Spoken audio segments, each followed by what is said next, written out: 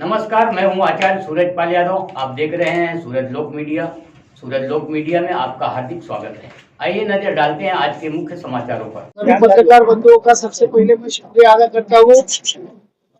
आज खालिद भुट्टो साहब के बंगले पर ये प्रेस कॉन्फ्रेंस का आयोजन किया गया था और एक मैसेज आपको देने पर आप यहाँ पर आए। इसलिए विधानसभा के चुनाव शुरू हो चुके हैं और चुनाव का आखिरी चरण पे एकदम चुनाव आ चुके हैं। 2 दिन बाद पोलिंग होने वाली है और 23 तारीख को उसके नतीजे आने वाले। हम जिस विधानसभा क्षेत्र में बैठे हैं 136 पश्चिम विधानसभा भिवंडी, इस भिवंडी पश्चिम विधानसभा क्षेत्र से 2019 में हमारे भाई एमआईएम के सदर मोहम्मद खालिद भुट्टो जनाब ने यहाँ से चुनाव लड़ा था निर्दलीय, और उनको एमआईएम पार्टी का समर्थन मिला था। और समर्थन मिलने के बाद जिस अंदाज से खालिद भुट्टो साहब ने ये चुनाव लड़ा था, तो शहर में कहीं ना कहीं भारतीय जनता पार्टी के पसीने छूटे थे। ये आप सबने भी देखा कि 2 राउंड में हम उनसे आगे चले थे और शहर के लोगों ने आप लोगों के सहयोग से, आशीर्वाद से 44,000 के आसपास हमको वोट मिले थे। ये 44,000 वोट मिलने के बाद दुश्मन के भारतीय जनता पार्टी के खेमे में बौखलाहट हुई, कांग्रेस राष्ट्रवादी के खाते में बौखलाहट हुई कि आने वाले कॉर्पोरेशन के चुनाव के ताल्लुक से यहाँ पर जो है खालिद भुट्टो का पगड़ा भारी होने वाला है। इसलिए सियासी साजिश रची गई और इस साजिश के तहत उन्होंने उनके ऊपर अलग अलग मुकदमे दर्ज किए गए थे और उन मुकदमों के ताल्लुक से उनको पिछले 4 साल 3 महीने से वो जेल के सलाखों के पीछे है।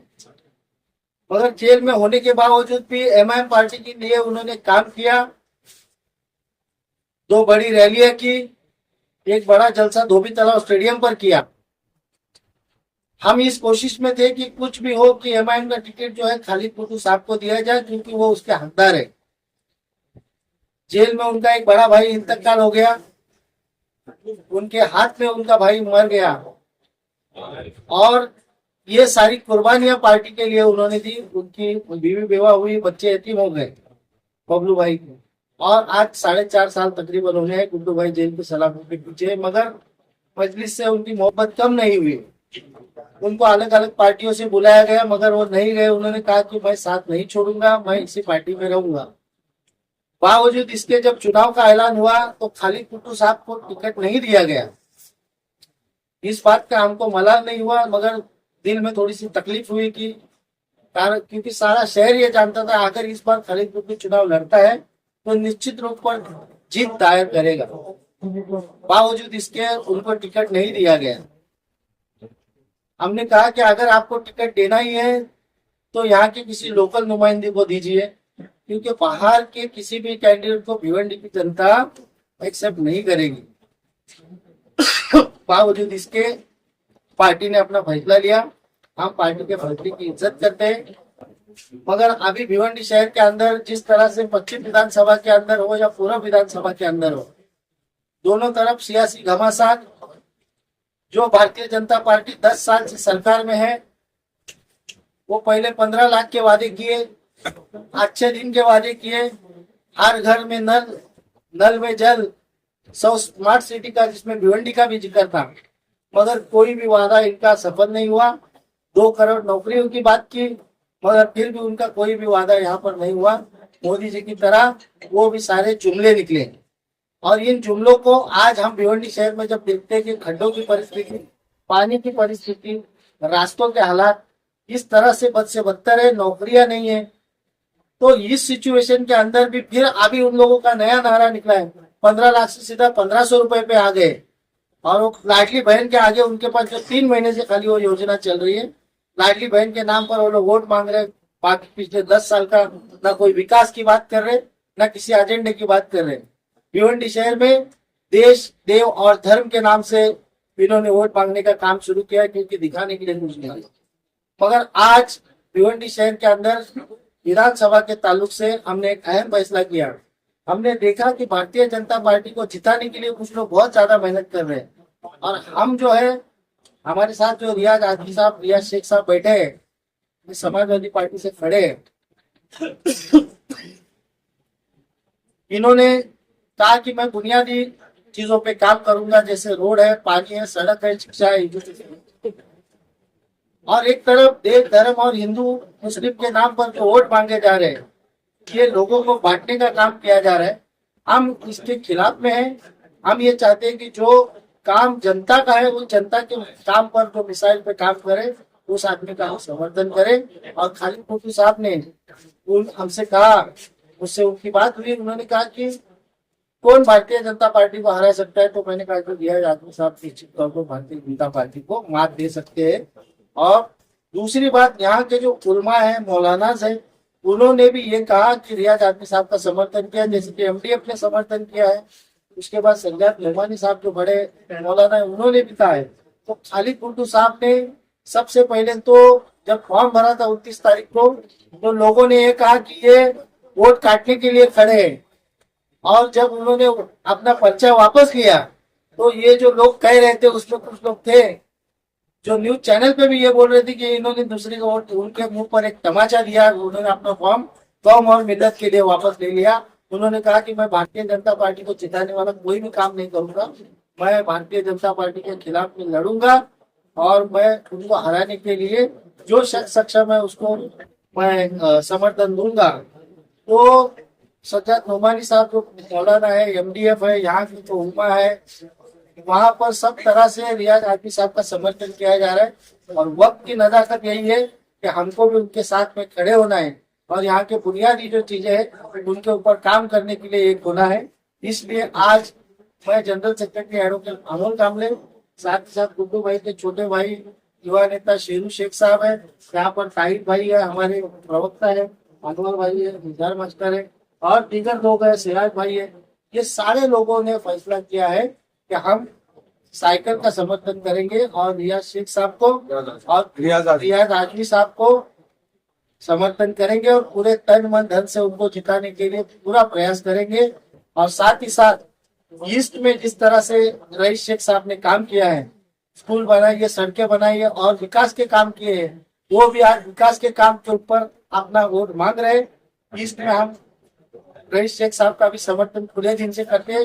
हालांकि वहां पर भी इस विधा रईस शेख साहब की बनी हुई है और यहाँ पर मुझे पूरा विश्वास है कि यहाँ पर रियाज आजमी साहब अपनी जीत दर्ज करेंगे और हमारे सभी कार्यकर्ता पदाधिकारी रियाज आजमी साहब के साथ और रईस शेख साहब के साथ तन मन धन से जुड़ेंगे और दोनों जगह पर इस बार साइकिल कामयाब करने की कोशिश करेंगे। देखिए, सबसे पहले एक बात है कि समाजवादी में शामिल हो अभी हम हुए नहीं। पहली बात को मैं क्लियर कर देता चाहता हूँ। किसी पार्टी से बढ़कर आज जो देश में माहौल है, जिस तरह से नबी के बारे में गलत सलत बयानबाजी हो रही है, उसको देखते हुए भारतीय जनता पार्टी को हराना बहुत जरूरी है। और दूसरी चीज, मैं पार्टी का जनरल सेक्रेटरी हूँ। आप जहाँ पर ये माइक लगाकर बैठे हो, भिवंडी शहर के MIM के सदर खालिद कुतुब साहब का मकान है, तो मुझे अलग से बताने की जरूरत नहीं कि ये किसकी तरफ से आया। जनरल सेक्रेटरी कहाँ, पार्टी से हो या फिर और रिजर्व बैंक से? पहले आपकी पार्टी भी चुनावी मैदान में है। देखिए, मैं ये कह रहा हूँ कि पार्टी ने जो फैसला किया है, जो कैंडिडेट है जो 7 नंबर पर है, वारिस पठान साहब हमारे बहुत अच्छे मित्र हैं, मगर शहर की जो जनता है, यहाँ का जो वोटर है, यहाँ का जो मूल निवासी है, वो यही कह रहा है कि हमारी भूमि, हमारा वोट, हमारा नेता, हमारा बेटा। तो इसलिए क्यों ना हो, हमने जनता का साथ दिया। अगर कुछ वोट यहाँ बटते, जिस तरह से भारतीय जनता पार्टी का नारा है कि बटेंगे तो कटेंगे, तो निश्चित तौर पे अगर वोट बटेंगे तो वो वोट कटेंगे और उसका फायदा डायरेक्टली भारतीय जनता पार्टी को होगा। वो हम नहीं चाहते। इसलिए बड़े दुख के साथ हम ये कहना चाहते हैं कि हम वारिस पठान साहब के साथ में नहीं रह सकते, क्योंकि वो नहीं जीत रहे। सर, पहले तो ये बताइए कि आप किस पार्टी के मात्र हैं? मैं ऑल इंडिया मजलिस इत्तेहादुल मुस्लिमीन पार्टी का, जिसके सदर बैरिस्टर असदुद्दीन ओवैसी। आपके सदर ने ही एक यहाँ पर विधायक चुनाव में वारिस पठान को भेजा है, तो आप अपने सदर का भी अपमान कर रहे हैं। पीछे से बोलने की जो मैं सक्षम हूँ। देखिए संदीप जी, आपका सवाल बिल्कुल जायज है, मगर शहर में जो जनता है, वो जनता का ये रुझान है कि हम यहाँ के लोकल लोग को वोट करेंगे। इसलिए जनता पहले है, पार्टी बाद में है।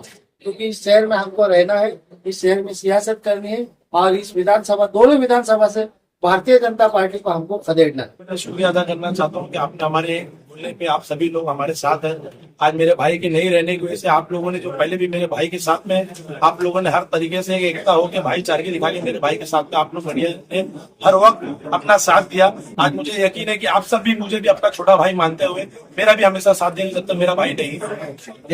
और आज जो समर्थन देने के लिए हम लोग एक आपको बुलाया और ये जो प्रोग्राम दिया, आज भिवंडी शहर के अंदर 50% मुस्लिम वोटर कंफ्यूज है कि किस तरफ जाए, किसको वोट दे, किसका फैसला आता है। आज मुझे काफी 15 दिनों से कॉल आ रहा है, गुड्डू भाई ने क्या विचार किया, क्या फैसला किया, गुड्डू भाई के ने जो फैसला करेंगे हम उनके साथ है। जिस तरीके से और भी कैंडिडेट यहाँ वहाँ घूम रहे, तो मैंने उन्हें जवाब दिया कि मेरे हिसाब से कैंडिडेट तो फिलहाल वक्त एक ही नजर आता है, और 3 जो है, जो पिछले आज के 6 महीना पहले लोकसभा चुनाव में वो तीनों कैंडिडेट जो आज मुस्लिम, उसमें से तीनों आज इतनी जरूरत पड़ गई मुसलमान का, और सभी को आज जरूरत पड़ रही है, चाहे वो बीजेपी हो, कांग्रेस हो और चाहे टीवी हो।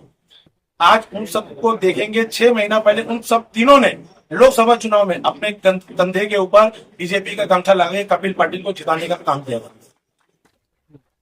और उन सभी को देखते हुए आज हमारी जो लड़ाई है वो सिर्फ और सिर्फ बीजेपी और आरएसएस को हराने की तैयारी है। और हमने हर चीज को फैसला देखते हुए ये समझा कि आज हमारे बड़े भाई, एक रियाज भाई जो है, जो इस शहर के अंदर ग्राउंड लेवल पे काम कर रहे हैं, गरीबों को गरीब समझ रहे हैं, लोगों को अपना समझ रहे हैं, इस तरीके से हमने आज मेरे गुड्डू भाई ने ये फैसला किया कि हमको रियाज भाई के साथ, अपने बड़े भाई के साथ जाना है, इसलिए हम ये समर्थन दे रहे हैं टीम और ताकत के साथ। सर ये बताइए कि आप इतने, हाँ जी बोलिए, आप इतना लेट फैसला क्यों कर रहे हैं? लेट इस वजह से फैसला कर रहे हैं कि जिस तरीके का शहर का माहौल था, हम देख रहे थे कभी ऊपर चढ़ रहा है, कभी नीचे चढ़ रहा है, कभी कोई पैसे के नाम पे शहर के पुटारियों को खड़ा खरीद के हवा बना रहे हैं कि ये जीत रहा है, वो बीजेपी को हरा रहा है। अब हम समझ गए कि तीनों बीजेपी एक है और रियाज भाई एक है। मुसलमान,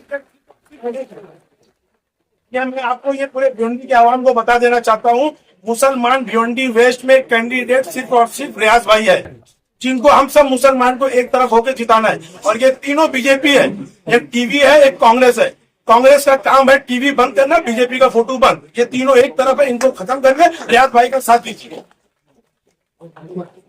और हमने हर तरीके से, आप जैसे अभी सुल्तान भाई आपने क्वेश्चन किया कि आपने इतना लेट समर्थन क्यों दिया, तो मैं आपको ये बताना चाहता हूँ कि हमने फैसला इस वजह से लिया, शहर के अच्छे क्रीम लोग, व्हाइट कॉलर के लोग और पढ़े लिखे लोग, सभी लोगों से मैंने मशवरा किया, उन लोगों ने मुझे इज्जत दी, चाहे वो डॉक्टर हो, चाहे वो टीचर हो, चाहे वो इंजीनियर हो, सभी लोगों से मैंने मशवरा किया। सुलझे हुए लोग जो शहर के अच्छे पढ़े लिखे लोग हैं, सबकी पसंद रियाज आजिम है।